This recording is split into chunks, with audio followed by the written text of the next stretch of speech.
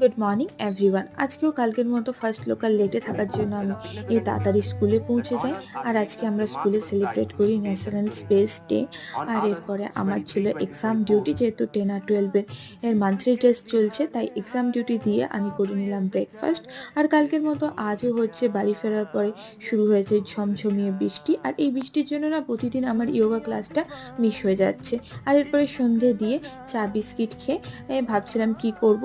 তো ফাইনালি ভাবলাম যে একটা মুভি দেখা যাক। তো নেটফ্লিক্সে দেখলাম কালকে মুভিটা অ্যাভেলেবেল আছে, তাই বসে পড়ি হচ্ছে মুভিটা দেখার জন্য। আর এই মুভিটা না আমার খুব ভালো লেগেছে। তোমরা যদি না দেখে থাকো তাহলে অবশ্যই একবার দেখো।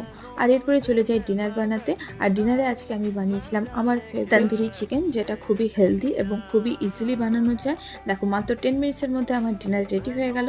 তো আমি তো বসে পড়েছি ডিনার করতে। আর ভিডিওটা ভালো লাগলে লাইক শেয়ার সাবস্ক্রাইব করতে ভুলবে না কিন্তু। বাই।